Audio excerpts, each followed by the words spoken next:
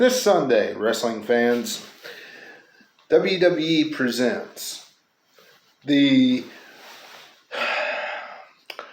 fall tradition, the Thanksgiving night tradition, the Thanksgiving Eve tradition, the Thanksgiving week tradition, known as the Survivor Series. A pay-per-view that has been through many incarnations. A pay-per-view that most assured wrestling fans has went through this year one of the weakest, lackluster, guys, builds in its entire history. And I mean that 100%.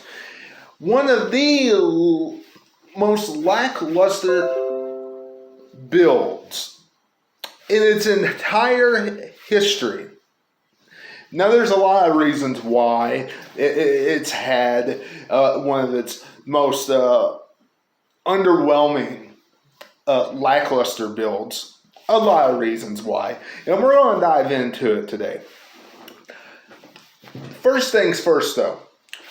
You all know what to do. Become a subscriber today. Make sure you hit that subscribe button and hit that bell for all notifications. Follow me on Facebook at Wrestling1988. It is appreciated. Guys, go back and check out anything you missed. A lot of things coming up on the channel this week. Raw review tonight. SmackDown review of Survivor Series this Sunday. Jason Funny will be my special guest doing a review with me. We all know he's a Charlotte fan and all this different types of crap, so expect that. Expect him to praise Charlotte and do a bunch of goofy crap on the review, so stay tuned in for that this Sunday. But guys, let's dive into why the Survivor Series has been very underwhelming as far as the build, as far as what we can expect this Sunday. You know, first of all, you know, the draft. The draft, wrestling fans, something that everybody, look, whether WWE needs to get rid of the draft and combine both shows, or it's something that you look forward to, WWE puts it in a very bad spot. Puts the draft in a very bad spot. Because, look, the Survivor Series is brand warfare. Which brand is the strongest, most dominant brand in WWE? Is it Raw or is it SmackDown? Who's most loyal to it? Well, wrestling fans, I think it's pretty clear this year which brand is the most dominant. Especially when you take a look at the card, when you take a look at what WWE has given Raw and has given SmackDown. Clearly it's SmackDown. Clearly WWE cares more about SmackDown. It's on Fox. Prime time on Friday nights. They care way more about Friday night SmackDown.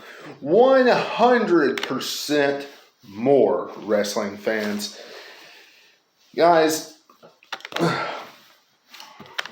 when it comes to the Survivor Series, it would do a great deal better, since they have the brand split, if they did the draft after the Survivor Series. Afterwards. Not only that, it would do a great deal better if they did the draft a little bit more justice, the shows a little bit more justice by evening them out. I think we all would agree with that one. Now, wrestling fans, As far as the card is concerned, let's dive into it a little bit.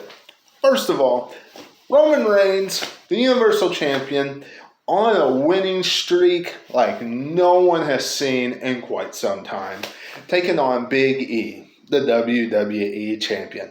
Now, I know people on the internet have been talking about the disqualification loss he had that Xavier Woods picked up last Friday night. Sorry, I could care less about that DQ victory that Xavier Woods picked up. Roman Reigns is on a tear through everybody, and guess what? He should for quite some time. And he should continue it.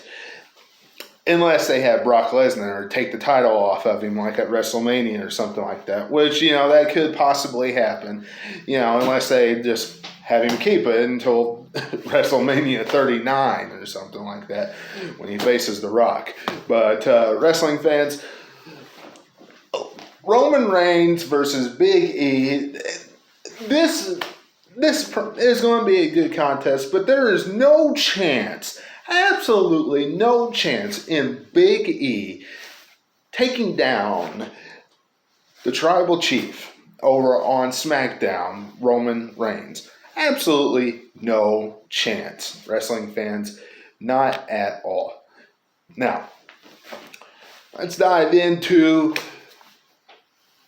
the traditional 5-on-5 elimination tag team match, Raw versus SmackDown, in which we will see Captain Seth Rollins as he captains Rey Mysterio, Bobby Lashley, the almighty Lashley, Kevin Owens, and Finn Balor. And they take on Drew McIntyre, Xavier Woods, Jeff Hardy, happy, jolly-go-lucky, boring Baron Corbin, and somebody who has yet to be named. This is the one match out of all of them. All of them. Well, possibly the SmackDown, possibly the other traditional 5-on-5 elimination tag team match, the women's tag team match. I could possibly see the women, the Raw win too. But out of all of them, this is the match that I see Raw winning. I do. I see Raw picking up the victory in the men's 5-on-5. I see that happening. Now, as far as Becky Lynch and Charlotte, look, promises to be a great contest.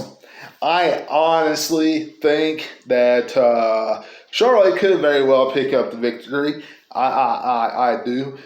If she does, then look, Liv Morgan needs to cost Becky Lynch. Okay, have a little bit interaction with that rivalry, build the match up some. Okay, but before that, have a knockdown drag-out affair between Becky Lynch and Charlotte Flair. I'd be just fine with that.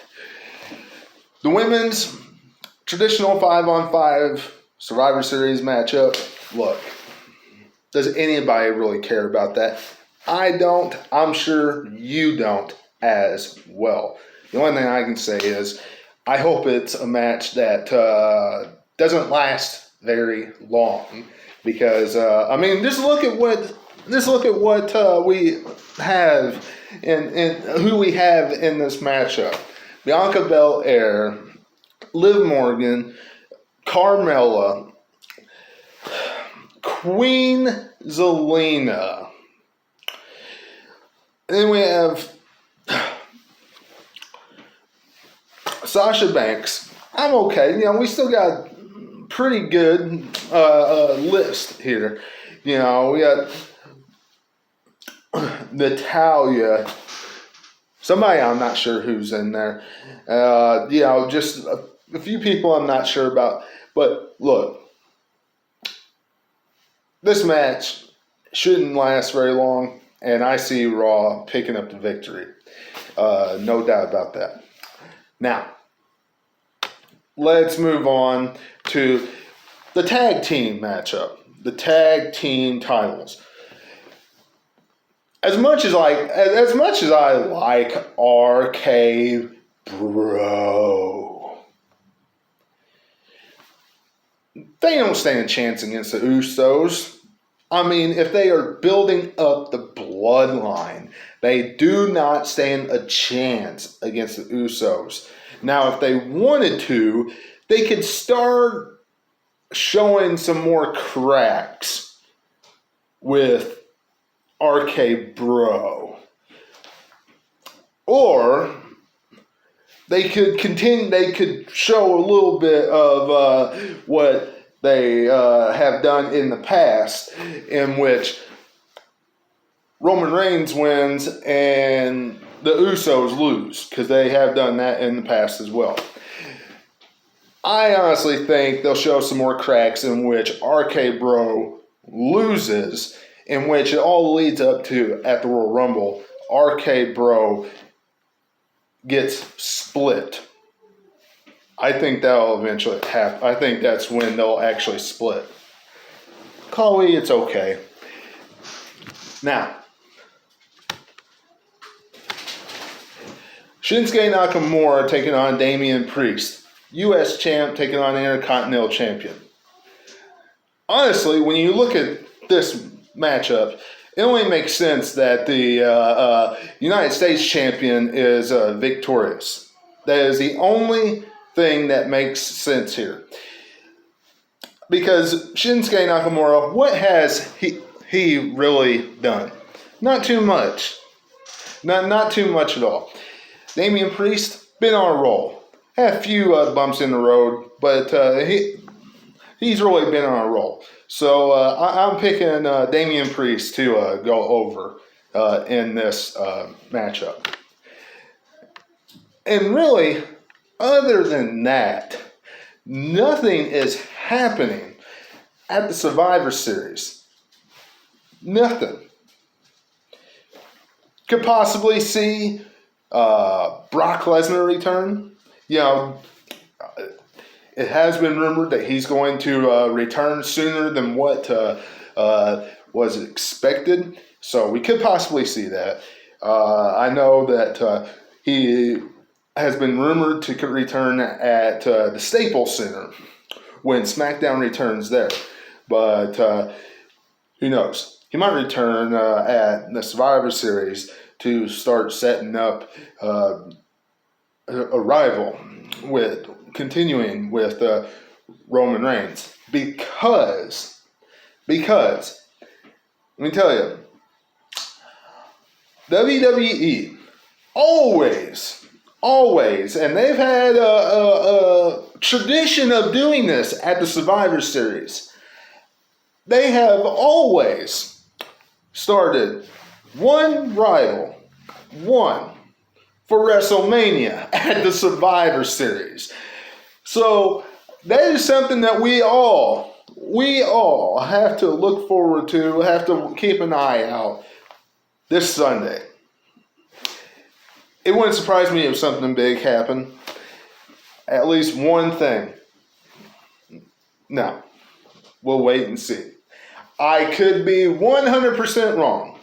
Nothing could happen. It could just be a regular Survivor Series and these matches happen and nothing else. And we end the Survivor Series with Roman Reigns victorious over Big E. But that usually does not happen. So we'll wait and see. But you all let me know what you're thinking in the comments below. Subscribe to the channel today. Hit that bell button. And until I see you again, catch you on the other side.